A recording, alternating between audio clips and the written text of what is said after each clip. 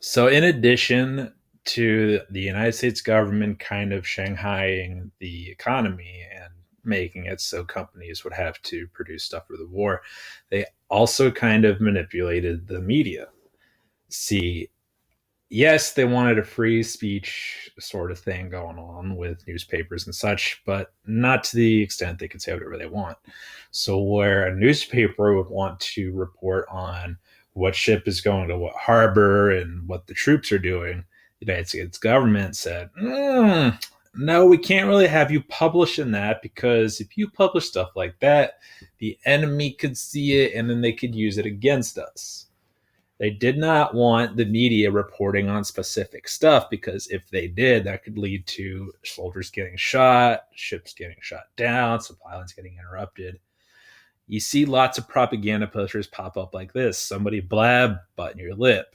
Don't talk about ship movements. Don't talk about war production. Have you ever heard the expression loose lips sink ships about how you shouldn't talk too much or bad things happen? That comes out of World War II. The government truly thought that if people were saying too much in the media, that stuff was going to go south. So when the government wasn't censoring the media, they were manipulating the media to put out all sorts of propaganda to get Americans to do stuff. We see things like public morale and ad campaigns.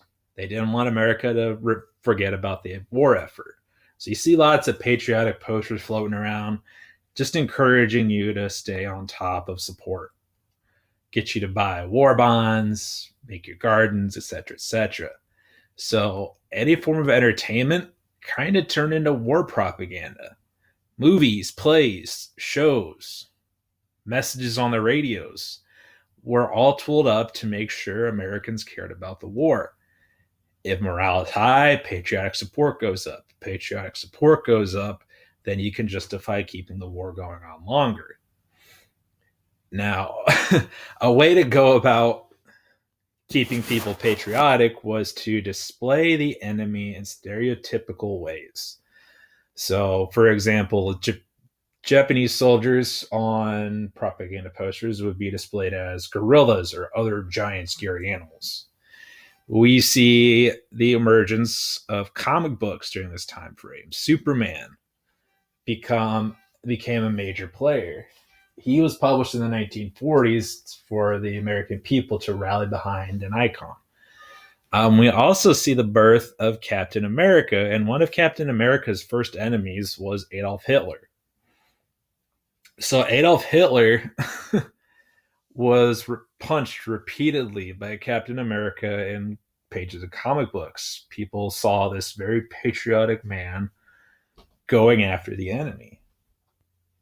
And people ate it up. They were like, well, if Captain America is fighting the Nazis, we should be too in any way we can.